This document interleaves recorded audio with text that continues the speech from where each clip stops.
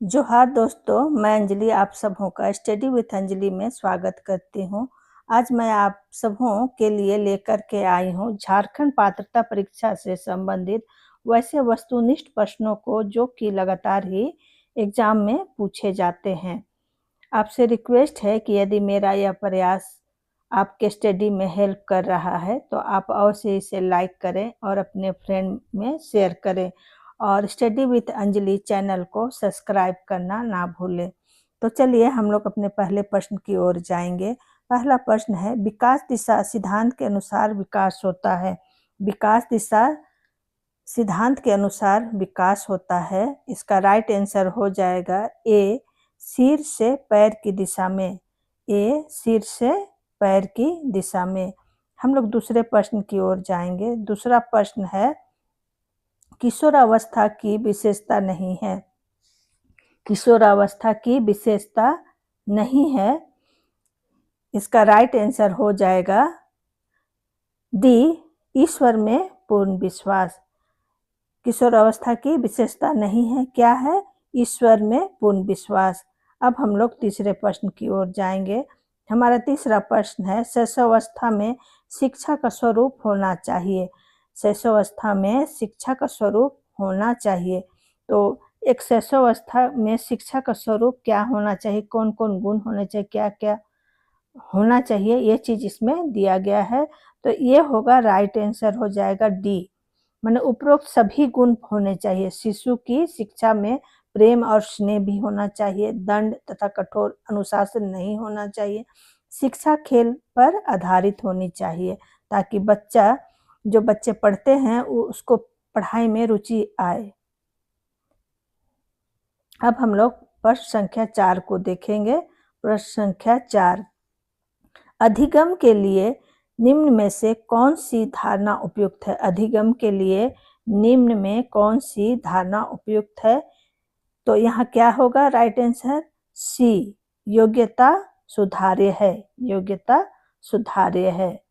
अब हम लोग पांचवें प्रश्न की ओर जाएंगे। पांचवा प्रश्न है, इरेक्शन का मनोसामाजिक सिद्धांत पूरे जीवन अवधि में विकास को कितनी अवस्थाओं में विभक्त किया है। इरेक्शन का मनोसामाजिक सिद्धांत पूरे जीवन अवधि में विकास को कितनी अवस्थाओं में विभक्त किया है। तो इसका राइट आंसर हो जाएगा डी, 8। इसका राइट आंसर क्या हो जाएगा? डी, 8। प्रश्न संख्या 6, बुद्धि परीक्षणों का जनक कहा जाता है। बुद्धि परीक्षणों का जनक किसे कहा जाता है? सी, बिने को। किसे कहा जाता है? बिने को। अब हम लोग 7 प्रश्न को देखेंगे कि गैरिट के अनुसार बुद्धि होती है। गैरिट के अनुसार बुद्धि क्या होती है? तो उसका राइट आंसर हो जाएगा डी, यानी कि उपरोक्त सभी। उपरोक्त सभी में क्या आएंगे? मूर्त भी आएंगे, अमूर्त भी होगा और सामाजिक भी, यानी कि सब बुद्धि में सब कुछ आना चाहिए गैरेट के अनुसार। अब हम लोग अगला प्रश्न देखेंगे। प्रश्न संख्या 8, समन्वित व्यक्तित्व में पाया जाता है। समन्वित व्यक्तित्व में पाया जाता है, क्या पाया जाता है? सी, दृढ़ इच्छा शक्ति। क्या पाया जाता है? दृढ़ इच्छा शक्ति, ऑप्शन सी। अब हम लोग प्रश्न संख्या 9 देखेंगे। प्रश्न संख्या 9, प्रतिभाशाली बालकों के शिक्षा कार्यक्रम में होना चाहिए। प्रतिभाशाली बालकों के शिक्षा कार्यक्रम में होना चाहिए, क्या होना चाहिए? उपरोक्त सभी। प्रतिभाशाली बालक के शिक्षा कार्यक्रम में सभी गुण पाए जाने चाहिए।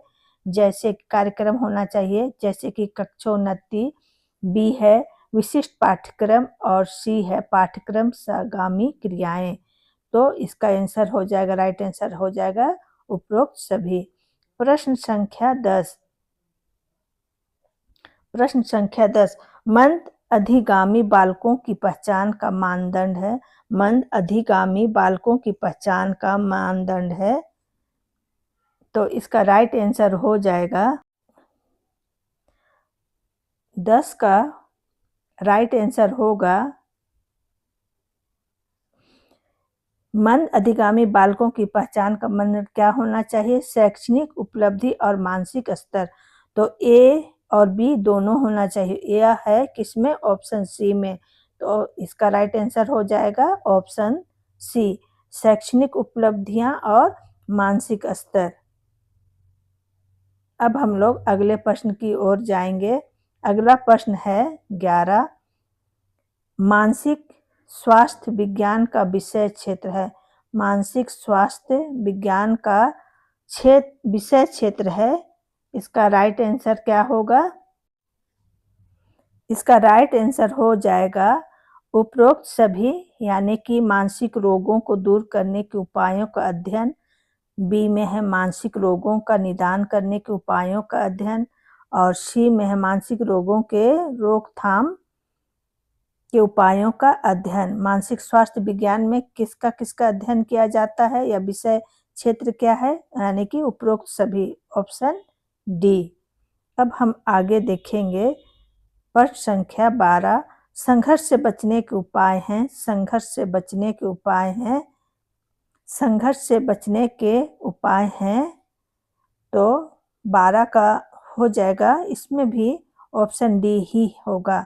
संघर्ष से बचने के क्या उपाय हैं? होना चाहिए परिवार का उत्तम वातावरण होना चाहिए, सलाह व प्रशिक्षण होना चाहिए, और सी आत्मविश्वास का विकास होना चाहिए। यानी कि संघर्ष से बचने का क्या होना चाहिए? उपरोक्त सभी गुण होने चाहिए। अब हम लोग अगला प्रश्न देखेंगे 13। मनोवैज्ञानिकों के अनुसार चरित्र है। मनोवैज्ञानिकों के अनुसार चरित्र है ए व्यक्तित्व, बी नैतिकता, सी स्वभाव, और डी उपरोक्त सभी। तो इसका राइट आंसर क्या होगा? इसका राइट आंसर हो जाएगा ऑप्शन डी, यानी कि ये भी होगा उपरोक्त सभी गुण होने चाहिए। अब हम अगला प्रश्न देखेंगे। प्रश्न संख्या 14। व्यक्ति अपना संतुलन स्थापित कर सकता है। व्यक्ति अपना संतुलन स्थापित कर सकता है। इसका राइट आंसर हो जाएगा ऑप्शन बी, विश्लेषण व निर्णय द्वारा। विश्लेषण एवं निर्णयों द्वारा व्यक्ति अपना संतुलन स्थापित कर सकता है। तो हम अब अगले प्रश्न की ओर जाएंगे। प्रश्न संख्या 15। शैशवावस्था में बालक के मानसिक स्वास्थ्य पर प्रभाव नहीं पड़ता है। शैशवावस्था में बालक के मानसिक स्वास्थ्य पर प्रभाव नहीं पड़ता है। तो क्या होगा इसका? इसका राइट आंसर हो जाएगा ए, राजनीतिक गतिविधियों का। शैशवावस्था में बालकों के मानसिक स्वास्थ्य पर क्या नहीं प्रभाव पड़ता है? राजनीतिक गतिविधियों का प्रभाव नहीं पड़ता है। तो इसका राइट आंसर हो जाएगा ए, राजनीतिक गतिविधियों का इसका राइट आंसर होगा। अब अगले प्रश्न की ओर जाएंगे। केंद्रित अनुदेशन विधि है 16 का। प्रश्न संख्या 16। केंद्रित अनुदेशन विधि है। केंद्रित अनुदेशन विधि है, क्या होगा? इसका आंसर क्या होगा? ऑप्शन डी उपरोक्त सभी, यानी कि कंप्यूटर सहाय अनुदेशन विधि भी होनी चाहिए, और बी में है व्यक्तिनिष्ठ अनुदेशन विधि, और सी में विद्यार्थी केंद्रित अनुदेशन विधि। तो ये सभी अनुदेशन विधि केंद्रित अनुदेशन विधि में होनी चाहिए, यानी कि उपरोक्त सभी। अब अगला प्रश्न हम देखेंगे 17। शिक्षा मनोविज्ञान की विषय सामग्री का संबंध है। शिक्षा मनोविज्ञान की विषय सामग्री का संबंध है किससे है? शिक्षा मनोविज्ञान की विषय सामग्री का किससे संबंध हो सकता है? किससे संबंध हो जाएगा? ऑप्शन डी, सीखने से। किससे होगा? ऑप्शन डी, सीखने से। अब अगला प्रश्न 18। जो बात पहले सीखी जा चुकी है जो बात पहले सीखी जा चुकी है उसे स्मरण करना है, स्मृति है। यह कथन किसका है? यह कथन किसका है? तो यह कथन होगा वुडवर्ड का। यह कथन किसका है? वुडवर्थ का। तो इसका राइट आंसर हो जाएगा ए। अब हम लोग अगला प्रश्न की ओर जाएंगे। प्रश्न संख्या 19। अधिगम का अर्थ ज्ञान के अतिरिक्त प्राप्त करना है। अधिगम का अर्थ ज्ञान के अतिरिक्त प्राप्त करना है। तो इसका राइट आंसर होगा, इसका राइट आंसर हो जाएगा उपरोक्त सभी, यानी कि अभ्यास, अनुभव, प्रशिक्षण, ये सभी अधिगम का अर्थ ज्ञान के अतिरिक्त प्राप्त करना होता है। तो फिर अब हम लोग अगले प्रश्न की ओर जाएंगे। प्रश्न संख्या 20। प्रश्न संख्या 20। तो इसका हम लोग देखेंगे प्रश्न संख्या 20। खेल प्रणाली का जन्मदाता है। खेल प्रणाली का जन्मदाता है। तो इसका राइट आंसर हो जाएगा यहाँ सी, ह्यूजेज का। खेल प्रणाली का जन्मदाता कौन है? Hughes, option C. अब हम आगे देखेंगे प्रश्न संख्या 21। प्रश्न संख्या 21। शिक्षक निर्मित परीक्षणों में बहुधा कम विश्वसनीयता होती है। यह कथन किस वैज्ञानिक का है? शिक्षक निर्मित परीक्षणों में बहुधा कम विश्वसनीयता होती है, यह कथन किसकी है? तो इसका राइट आंसर हो जाएगा एलिस का, ऑप्शन बी, एलिस। अब हम लोग अगला प्रश्न देखेंगे। प्रश्न संख्या 22। कार्ल ग्रूस ने बालकोपयोगी खेलों को बांटा है। कार्ल ग्रूस ने बालकोपयोगी खेलों को बांटा है। उसका राइट आंसर हो जाएगा ए, 5 प्रकारों में। उसका राइट आंसर क्या होगा? कार्ल ग्रूस ने बालक उपयोगी खेलों को कितने प्रकारों में बांटा है? 5 प्रकारों में बांटा है। तो इसका राइट आंसर हुआ ए। अब हम लोग प्रश्न संख्या 23 को देखेंगे। प्रश्न संख्या 23। डाल्टन पद्धति का प्रतिपादक है। डाल्टन पद्धति का प्रतिपादक है। तो इसका राइट आंसर हो जाएगा C, miss Helen Parkhurst. Miss Helen Parkhurst, option C. अब हम लोग प्रश्न संख्या 24 को देखेंगे। प्रश्न संख्या 24। मूल प्रवृत्तियों के सिद्धांत का प्रतिपादक है। मूल प्रवृत्तियों के सिद्धांत का प्रतिपादक है। तो इसका राइट आंसर हो जाएगा ऑप्शन बी, मैकडूगल। इसका राइट आंसर क्या होगा? B, McDougall. हम लोग 25 प्रश्न को देखेंगे। प्रश्न संख्या 25। किस पद्धति में खेल गीतों द्वारा शिक्षा दी जाती है? किस पद्धति में खेल गीतों द्वारा शिक्षा दी जाती है? तो इसका राइट क्या हो जाएगा? इसका राइट हो जाएगा किंडरगार्टन, यानी कि ऑप्शन ए। प्रश्न संख्या 26। निम्नांकित में बौद्धिक खेल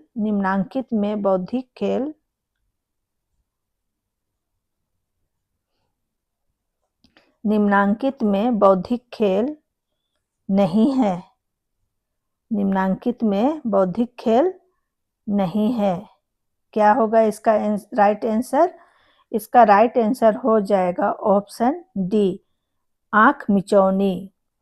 निम्नांकित में बौद्धिक खेल नहीं है। क्या है? आंख मिचौनी। हम लोग प्रश्न संख्या 27 देखेंगे। 27।